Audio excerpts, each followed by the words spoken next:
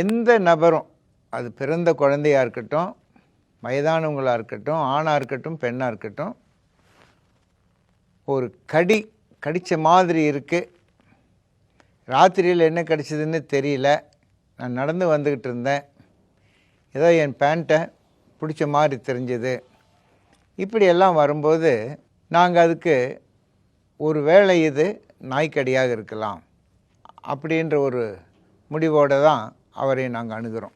இந்த நாய் எந்த சூழ்நிலையில் ஒருத்தனை கடிக்கிறது வரும்போது சில கேள்விகள் கேட்போம். அதற்கு முன்னாடி அவர்களை ஆறுதல் படுத்தி ரீஅஷூரன்ஸ் பண்ணி, ஒன்றும் பயப்படாதீங்க, அதுக்கு தகுந்த வைத்தியம் பண்ணிட்டா அது எந்த நாய் கடியாக இருந்தாலும் கண்டிப்பாக காப்பாற்றிக்கலாம் அப்படின்ற ஒரு உறுதிமொழி கொடுத்து நாங்கள் மருத்துவராகிய நாங்கள் நோயாளிகளை அணுகுகிறோம். இதற்கு முதல் ட்ரீட்மெண்ட்டே அதான், பயப்படாத. ஏன்னா அந்த பயமே சில பேர்த்துக்கு பிபி அதிகம் பண்ணும், டென்ஷன் ஆகிடுவாங்க, சுகர் பேஷண்ட்டுக்கு சுகர் அதிகமாகிடும், சில பேர்த்துக்கு நெஞ்சு வலியாக கூட வந்துடும். அந்த உயிர் பயம் வந்துடுது இல்லைங்களா? இல்லை, கடி பட்டவனுக்கு தானே தெரியும், ஏற்கனவே அங்கே இந்த மாதிரி ஆகி போச்சு, இங்கே இந்த மாதிரி ஆகி போச்சு. நாங்கள் செய்கிறது பயப்படாதீங்க, அதுக்கு எல்லா விதமான வைத்திய வசதிகளும் இருக்கிறது அப்படின்ற ஒரு அஷூரன்ஸோடு தான் அவங்கள நாங்கள் அணுவோம். சரி, நீங்கள் அடித்தது நாயாகவே இருக்கட்டும்ப்பா, ப்ரொவோக்டு பைட்டா அன்ப்ரொவோக்டு பைட்டா அப்படின்னு 2 கேள்வி கேட்போம்.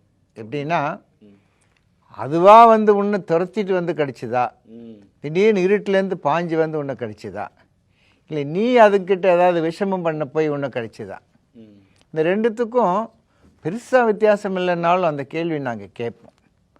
ஆனால் இதுக்கு சாதாரணமாக வரக்கூடிய பதில், நாங்கள் செல்லமாக வளர்க்குற நாய்ங்க, அன்பாக இருந்த நாய், இப்போ தான் குட்டி போட்டிருக்கு, அந்த குட்டியை போய் தொட போனால் வந்து கோவத்தில் கடிச்சிது, அதுவும் ஒரு வகையான ப்ரொவோகேஷன் தான், அதை தூண்டி விடுறது. சில நாய்கள் வந்து அது எந்த விதமான ப்ரொவோகேஷனுமே இல்லாமல் வந்து வெறி கொண்டு கடிக்குது பார்த்தீங்களா, அது ரொம்ப ஆபத்தானது.